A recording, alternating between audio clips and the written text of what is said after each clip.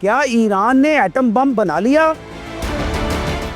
International atomic energy agency نے ایران کے خلاف قرارداد کیوں منظور کی؟ ایرانی جوہری تنصیبات میں توسیع کا کام کیوں شروع کیا گیا؟ کیا مشرق وسطیٰ میں طبل جنگ بج گیا؟ کیا اگلے 48 گھنٹوں میں اسرائیل ایران پر حملہ کرنے والا ہے؟ عراق، بحرین، UAE اور کویت میں امریکی سفارت خانے اور فوجی اڈے کیوں خالی کیے جا رہے ہیں؟ امریکی جنگی اڈے ہمارے نشانے پر ہیں، دشمنوں کو بھاری جانی نقصان کا سامنا کرنا ہوگا۔ ایرانی وزیر دفاع نے ایسا کیوں کہا؟ یہ سب کچھ دیکھیے اس ویڈیو میں۔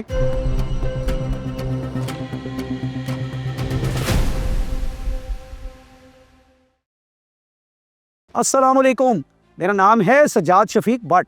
ناظرین، مشرق وسطیٰ کی صورتحال انتہائی کشیدہ ہوتی جا رہی ہے۔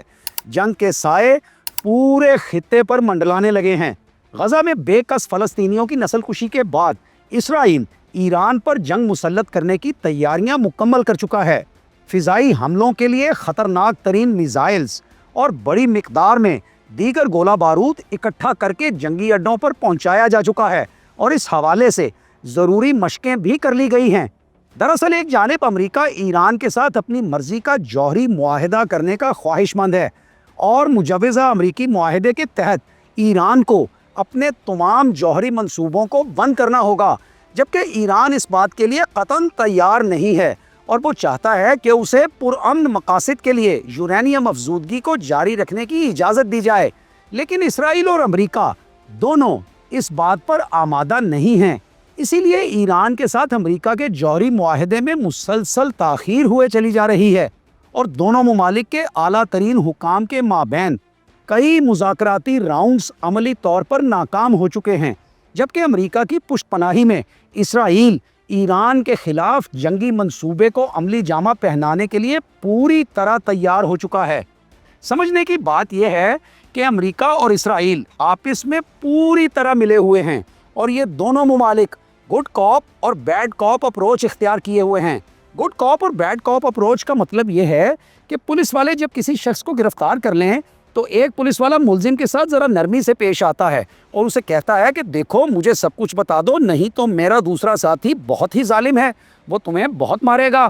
عام طور پر ملزم پولیس کی اس تکنیک سے بآسانی بریک ہو جاتا ہے اور اعتراف جرم کر دیتا ہے، لیکن اگر ملزم بہت زیادہ چالاک ہو تو وہ اس چال میں نہیں آتا، تو پھر دوسرا پولیس اہلکار سامنے آ جاتا ہے اور ملزم کو ظلم و تشدد کا نشانہ بناتا ہے، جبکہ پھر پہلا پولیس اہلکار بھی اس ظلم و تشدد میں دوسرے پولیس اہلکار کے ساتھ شریک ہو جاتا ہے۔ تو یہ صورتحال ہے جس میں امریکہ گڈ کاپ بنا ہوا ہے اور اسرائیل بیڈ کاپ، اور ایران کو ان دونوں نے مل کر ملزم بنا رکھا ہے اپنی دانست میں، اور اس کے ساتھ نفسیاتی کھیل کھیلے چلے جا رہے ہیں۔ لیکن جیسا کہ ہمارے قومی شاعر علامہ محمد اقبال رحمۃ اللہ علیہ نے فرمایا تھا، تہران ہو گر عالم مشرق کا جنیوا، تہران ہو گر عالم مشرق کا جنیوا، شاید کرائے ارض کی تقدیر بدل جائے۔ تو یہ بات تو آپ کے علم میں ہوگی کہ اس دور جدید میں سوئٹزرلینڈ کا شہر جنیوا عالمی جنگی تنازعات میں سفارت کاری کا مرکزی مقام قرار دیا گیا ہے، لیکن ایرانیوں کی جنگی سفارت کاری کی صلاحیتیں بھی ہمیشہ سے نقطۂ کمال پر رہی ہیں، اور گڈ کاپ بیڈ کاپ اپروچ ہو یا کوئی بھی اور اپروچ، اس طرح کے عمومی نفسیاتی ہتھ کنڈوں کے ذریعے ایران کو الجھانا اور مطلوبہ مقاصد حاصل کرنے کی کوشش کرنا امریکیوں اور اسرائیلیوں کی جانب سے محض ایک عبث اور بیکار جستجو ہے۔ ناظرین، اس وقت صورتحال یہ ہے کہ امریکہ نے اسرائیل کی ایران کے خلاف جنگی تیاریوں کے پیش نظر مشرق وسطیٰ سے اپنے سفارتکاروں اور فوجیوں کو یا تو وطن واپس بلانا شروع کر دیا ہے، یا انہیں خطے سے باہر محفوظ مقامات پر منتقل کیا جا رہا ہے۔ امریکی محکمہ دفاع ہائی الرٹ پر ہے، اور امریکی سینٹرل کمانڈ اس حوالے سے تمام ضروری اقدامات بڑی تیزی کے ساتھ کر رہی ہے۔ صدر ڈونلڈ ٹرمپ نے کینیڈی سینٹر کی تقریب میں صحافیوں کو بتایا کہ امریکی سفارتکاروں اور سیکیورٹی اہلکاروں کو اس لیے مشرق وسطیٰ سے باہر منتقل کیا جا رہا ہے کیونکہ یہ ایک خطرناک جگہ ہو سکتی ہے۔ انہوں نے کہا کہ ہم دیکھیں گے کہ کیا ہوتا ہے، جبکہ امریکی نشریاتی ادارے CNN کا کہنا ہے کہ مشرق وسطی میں تیزی کے ساتھ کشیدہ ہوتے ہوئے حالات کی سنگینی کے پیش نظر سیکریٹری دفاع پیٹ ہیگسیت نے مشرق وسطی کے تمام مقامات سے فوجیوں کو رضاکارانہ طور پر وطن روانگی کی اجازت دے دی ہے۔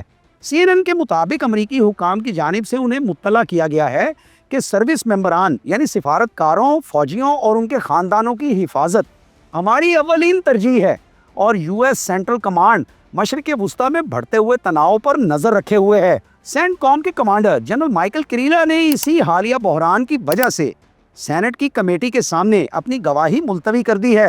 امریکی محکمہ خارجہ نے بھی خطے میں بڑھتے ہوئے سیکیورٹی خطرات کی وجہ سے عراق، بحرین، UAE اور کویت میں موجود امریکی سفارت خانوں سے غیر ضروری اہلکاروں کی روانگی کا حکم جاری کر دیا ہے۔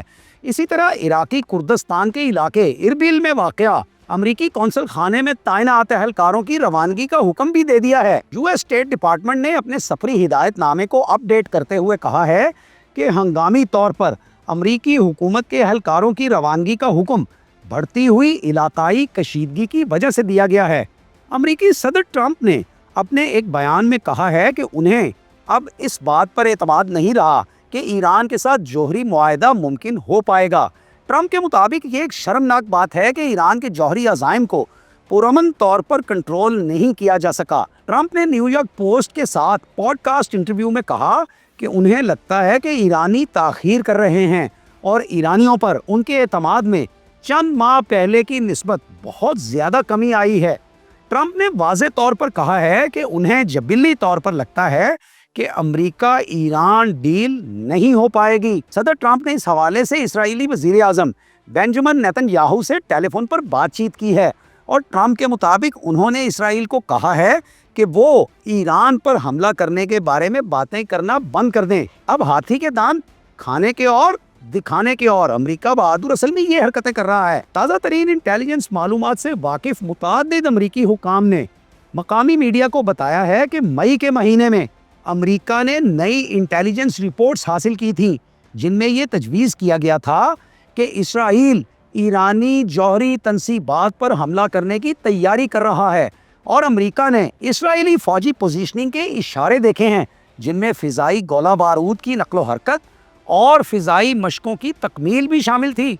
امریکی حکام نے خبردار کیا ہے کہ بہرحال یہ واضح نہیں ہے کہ اسرائیلی رہنماؤں نے ایران پر حملے کے متعلق کوئی حتمی فیصلہ کیا بھی ہے یا کہ نہیں، اور امریکی حکومت کے اندر اس امکان کے بارے میں گہرا اختلاف پایا جاتا ہے کہ اسرائیل آخر کار ایران کے خلاف کارروائی کرے گا بھی کہ نہیں۔ یہ ابہام پھیلانے جیسا ہے۔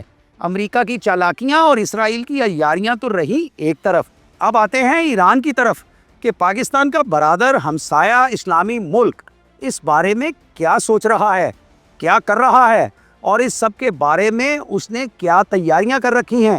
ایران کے وزیر دفاع نے تو صاف کہہ دیا ہے کہ اگر امریکہ کے ساتھ جوہری مذاکرات ناکام ہوئے اور تنازع شروع ہوا تو امریکہ خطے سے نکلنے پر مجبور ہو جائے گا۔ بریگیڈیئر جنرل عزیز ناصر زادہ نے کہا ہے کہ ایسی صورتحال میں دشمن کو یقینی طور پر بھاری جانی نقصان کا سامنا کرنا پڑے گا۔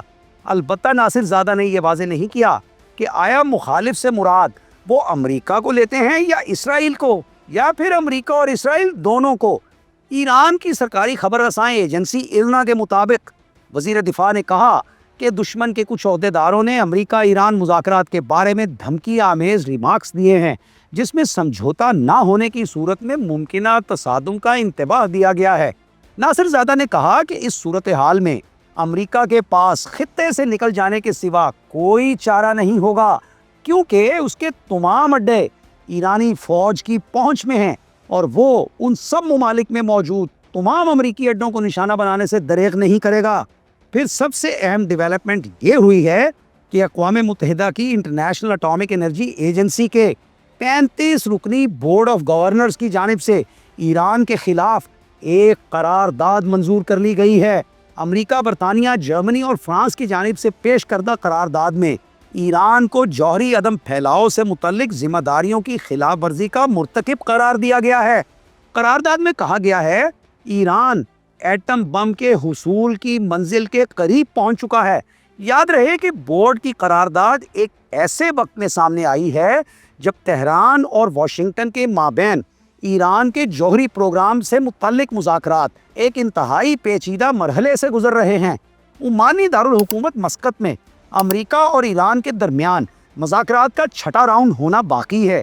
تاہم اب ان مذاکرات کا کیا بنتا ہے اس بارے میں کچھ نہیں کہا جا سکتا، کیونکہ اب ساری صورتحال تبدیل ہو گئی ہے اور اس قرارداد کی منظوری کے بعد ایران کے خلاف اس معاملے کو اقوام متحدہ کی سلامتی کونسل تک لے جانے کا امکان پیدا ہو گیا ہے، کیونکہ ایران نے خبردار کیا ہے کہ وہ اپنی جوہری سرگرمیاں بڑھا رہا ہے۔ دارالحکومت تہران میں یورینیم کی افزودگی کے نئے مرکز کا آغاز کر دیا گیا ہے، جبکہ جدید ترین سینٹری فیوجز کی تنصیب کا اعلان بھی کر دیا گیا ہے۔ ناظرین، دنیا بھر کے جنگی مبصرین اور محققین اگلے 48 گھنٹوں کو ایران پر اسرائیل کے حملوں کے بارے میں انتہائی اہم قرار دے رہے ہیں، لیکن ہوگا وہی جو خدا چاہے گا۔ مدعی لاکھ برا چاہے تو کیا ہوتا ہے؟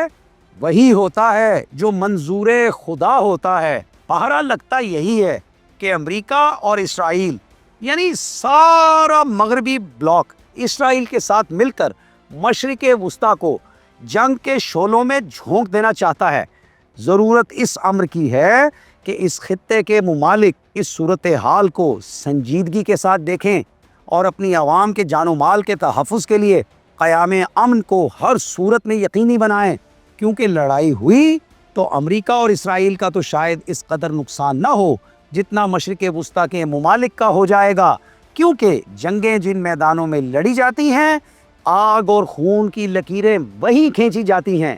امریکہ ویسے ہی جغرافیائی طور پر مشرق وسطیٰ سے ہزاروں کلومیٹر دور واقع ہے اور بین البراعظمی میزائلز کے علاوہ اسے ہدف بنانے کا کوئی دوسرا طریقہ کار موجود نہیں ہے، اور ایران کے اسلحہ گوداموں میں بین البراعظمی میزائل نام کی کوئی چیز موجود نہیں ہے۔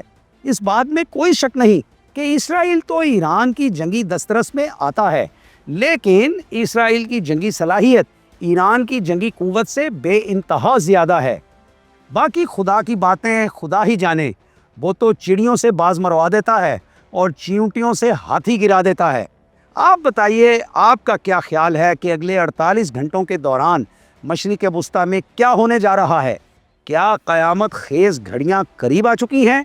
کیا ایران اسرائیل تنازع دنیا کو تیسری عالمی جنگ کی جانب لے جائے گا؟ ایران کا پرانا اتحادی روس اس بارے میں خاموش کیوں ہے؟ کیا روس یوکرین کی جنگ میں اس قدر الجھا ہوا ہے کہ وہ اپنے اتحادیوں کی مدد کرنے سے اور حتیٰ کہ ان کے حق میں دو بول کہنے تک کی قوت سے محروم ہو چکا ہے؟ اپنے تبصرے ہمیں ضرور ارسال کیجیے گا، انتظار رہے گا۔ اسی کے ساتھ اجازت دیجیے۔ اللہ حافظ، اللہ نگہبان۔